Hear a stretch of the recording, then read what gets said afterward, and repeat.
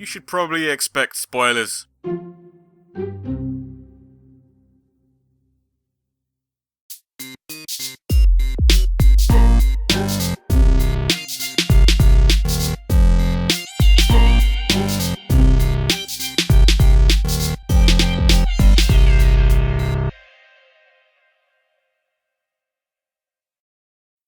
He's the bad boy of the Bebop crew and he likes to go bang. Who dat? It's Spike Spiegel.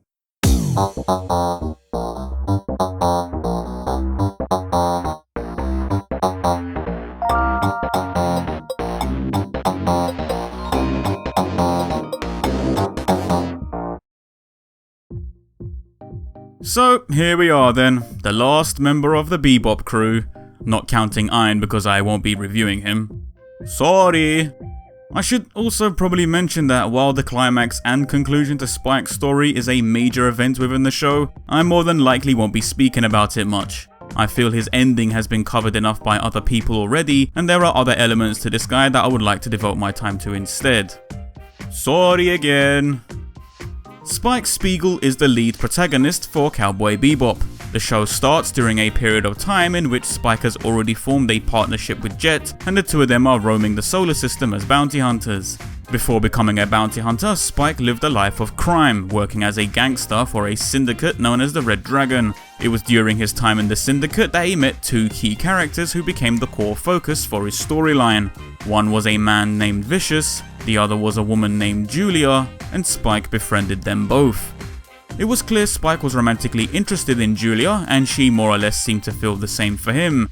This would cause some complications with Vicious, which I'll get to later. Over time, Spike decided he wanted to get out of the criminal limelight and asked Julia to leave with him. Spike faked his own death in an effort to escape the eyes of the organization and had made arrangements with Julia to meet at a cemetery. When Julia didn't show, it effectively ended their relationship, leaving Spike to begin a new life alone. From there, it's unknown what he did with his life until he met Jet, though it's presumed he began bounty hunting and the two of them met through that line of work. And that, ladies and gentlemen, brings us up to the start of Cowboy Bebop, where Spike and Jet are mostly failing at their jobs despite being incredibly skilled at what they do. Ain't that some shit? Ain't that some shit? Visual design. Spike was allegedly the first character created for Cowboy Bebop, with his general appearance being inspired by the actor Yusaku Matsuda in the show Tantei Monogatari. There's definitely some clear influence from this guy, especially in the fluffy hairstyle and sharp suit combination. Spike's hair is a very dark shade of green. His eyes are brown, with the right eye being an artificial one due to him losing his real eye in an unexplained event. Spike wears a yellow shirt with the collar popped while a black tie loosely hangs from it. The yellow shirt is then worn with a blue double-breasted suit and matching footwear of the same colour. Now, looking at him, you can clearly tell this is meant to be one cool dude. There are things about his design that are grabbing your attention and giving off that smooth vibe, but what is it? Well, I believe it's down to contradictions. Not contradictions in a sense that this character was designed without an ounce of thought put into him, quite the opposite in fact. The contradicting elements in Spike's design are very cleverly placed there to intrigue our eyes with unusual and countering details. Let me explain. Right out of the gate, you've got a bright yellow shirt clashing with a deep blue suit. Blue and yellow are at opposite ends of the colour wheel, so when the two shades are paired together it can come across as odd, but in the right hands, clashing colours can be made to work together in beautiful harmony. In this case, the shirt is the only shade of yellow on him, and it's made even more apparent due to being flooded with all this blue. You are instantly drawn to his shirt because of how much it sticks out from everything else, and the reason why it's trying to grab your attention is because it gives you its first early signs of Spike's personality. The shirt is worn openly, the tie loose, and the collar popped, indicating that this guy doesn't like feeling restricted, he wants to feel free. This is further emphasized by the fact that he rolls his sleeves up. Spike is constantly getting into trouble, and that requires a lot of action on his part. He more than likely keeps the sleeves rolled up because he's not too much for caring about how he's wearing his clothes, he just doesn't want them to get in the way when he has to start clapping some heads. Another interesting contradicting element to his design is the style of suit he's wearing. Double-breasted suits don't meet symmetrically in the middle like regular suits, instead one side overlaps the other and it gives the center of a person's image an off-balance feel. All these elements are presented in a way to make Spike appear a little unordinary. We're meant to look at him and see a suit, so we are supposed to think he's fashionably smart, but the way it's worn and the colours it's presented with do the exact opposite. Spike throws us those contradictions, and in turn it makes him stand out more than your average suit-wearing gentleman. He seems more interesting because of it. There's not a single part to him that's been wasted, everything is there for a reason, and it all works in unison to provide an image of what Spike's personality is like, which we're gonna talk about now. Personality. So aside from looking cool, his clothes tell you something else about him. Laid back is a term people tend to use a lot, and that's true, but I like to go for the word lazy. Spike can be a pretty lazy guy, and he doesn't like to be disturbed. He works when he has to, but otherwise he'll just sit around all day doing nothing. Spike is also, to a degree, somewhat self-centered. If there's something he doesn't want to do, then he won't do it, despite if he's been asked to do so by someone else.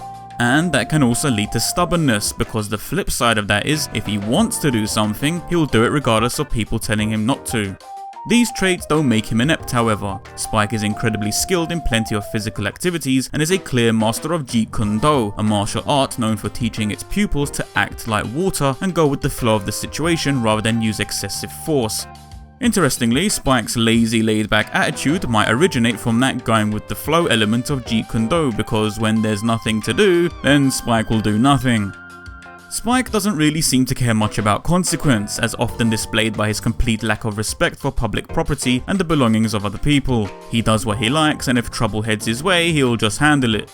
He can also be quite forward in the way that he talks, but he usually delivers his lines with such charm that he comes across as friendly. Plus, the warm, carefree smile adds a somewhat welcoming atmosphere to him, even if what he has to say might not be nice. It's mostly these personality traits that coincide with Spike's rebellious appearance. Like a school kid who refuses to wear their uniform correctly, Spike's personality comes across as the bad boy of the classroom. He's clearly of the anti-hero character type, but it doesn't mean he's a complete bastard. He has a heart inside of him, and he does show it on rare occasions. He has been known to help people even if doing so has gone against his own will, and he has shown forms of sympathy too. So he's not a bad guy, but he's not an ideal role model either. For an anime like Cowboy Bebop, a show that deals with the criminal underworld and all the shady shit that goes on in there, it seems appropriate for the lead role to have a dysfunctional personality like this. After all, he's not really trying to be a hero, he just wants to do his job and earn his money. Importance. Spike is the most important character here, there's no doubt about it, and his connections to the other characters brings us back around to the type of person Spike is. He's best friends with Jet and they usually have each other's backs, but when it comes down to bickering, Jet is usually the one to lose an argument because Spike is so stubborn. Spike does treat him like a comrade, but if there's a higher priority on his list, then Spike will duck out and leave Jet in the lurch. Spike wasn't exactly close to Faye Valentine, often finding her to be a pain in the ass, and whenever Faye did leave the ship, Spike did express some forms of freedom knowing that she was gone. That said, Spike did show some concerns towards Faye, and he did help her out on a number of occasions too. They even made a formidable team when they actually worked together, and I'm pretty sure if Faye had been just a little more trustworthy, then the two of them might have even hit it off. Spike also has a number of background characters that help build his status within the show. We are introduced to an old mechanic named Doohan, who gave Spike his iconic red jet during some point in the past. We are also briefly introduced to Mao Yenrai, the original Red Dragon boss who was very fond of Spike in the character's younger days. Annie, a friend of Yenrai, also expresses a fondness towards Spike when she sees him again, though she's a little more unforgiving towards him because she knows he can be a selfish, stubborn prick. And on that note, this leads us neatly towards two characters I mentioned earlier who are the main focus in Spike's story, Vicious and Julia. Now, for those of you that have seen Cowboy Bebop, let me ask you a question. Did it feel like these two characters felt underdeveloped to you at all? Did they just seem like convenient plot device characters to make Spike have a nemesis to fight and a love interest to fall in love with? Because I can tell you right now, the first couple of times that I watched this show, I found these two characters incredibly underwhelming. It never felt like these characters were invested enough into their own story for me to feel anything towards them. Julia dies in Spike's arms and I felt nothing because we were not given any time to understand their relationship and see what their bond was really like. Vicious just came across as nothing more than a power-hungry fool out to kill Spike due to old rivalries between them. I couldn't get my head around why these two characters felt so out of place. And then I realized I had been overlooking something. There was a key element to this triangle of characters that solidified their connection, and suddenly everything made sense. Spike and Julia fell in love while Julia was in a relationship with Vicious. The two of them had an affair behind Vicious's back. Now, if you knew this, then great, you caught this information within the show and you got the full story. Well done. But I didn't notice it straight away. I just presumed it was a meaningless love story of two people trying to escape a criminal lifestyle and Vicious trying to stop them because he's a criminal still attached to that lifestyle. But no, what's really happening is that Spike and Julia had an affair and wanted to not only escape the syndicate, but to get Julia out of her relationship with Vicious. Of course, when Vicious found out that his best friend was banging his girl, the dude had every right to get pissed off and hold a grudge. Because things are so vague, we can't entirely gauge the state of Julia's relationship with Vicious. Were they happy together or was it a toxic relationship? It's hard to determine just what made Julia want to leave Vicious and be with Spike because it's so downplayed, but the fact that it is downplayed might be giving us the answer. Think about what an affair is. You're romantically seeing someone while seeing someone else behind their back. It's cheating. Society has always taught us that having an affair is bad and that cheating on your partner is a scummy thing to do. Now, if Julia was portrayed to have been in, say, an abusive relationship, it would have made the affair seem more forgiving. Julia is trying to escape from one person by falling in love with another person who truly loves her. That would have given their affair some solid grounds, and no doubt we would have probably been rooting for Spike and Julia to escape together. But the fact that the affair is downplayed, and the fact we hardly see Julia and Vicious together as a couple, does suggest that actually their relationship might have been pretty normal, and that Julia having an affair with Spike was indeed a bad thing on her part. Perhaps shoving infidelity into your main character's story might depict him as too much of a bad boy, and the writers didn't want the audience to feel like Spike was a full-scope bastard, hence the reason for downplaying the whole thing. That makes sense to me. Spike and Julia have a treacherous affair behind Vicious's back, and they want to run away together. That's it. There's nothing else complicated about it.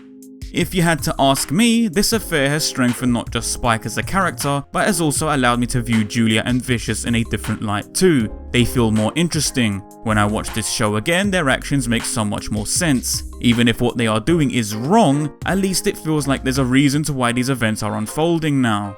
It's not common for your lead protagonist to do an awful thing like steal the girl of their best friend, but then again, we have to remember that Spike is not your everyday role model, and he was never meant to be. Conclusion. I have to praise the writers for the way Spike was written. It's clear they wanted to tell a particular story through him, a story in which contained no heroes. These characters are just a bunch of humans following human emotions and making human mistakes. To have your show lead with a character like Spike, one that is not as straightforward as your regular protagonist, must have been a challenge. My own short-sighted viewings of this show meant I understood every single character first before I ever understood Spike and his story, which is my own fault, but I appreciate it a whole lot more now that I get it. Perspective is a funny thing, and sometimes you're not really seeing the full picture if you're only looking at it one way. I will say that Spike gets my Valhalla emblem for being a personal favourite of mine, but up until now it was mostly down to the way he presented himself. I loved the way that he looked, but never really felt anything towards his storyline. Now that I've gained a better understanding of what's actually going on with him, I can fully extend that appreciation to his story arc too. Bang.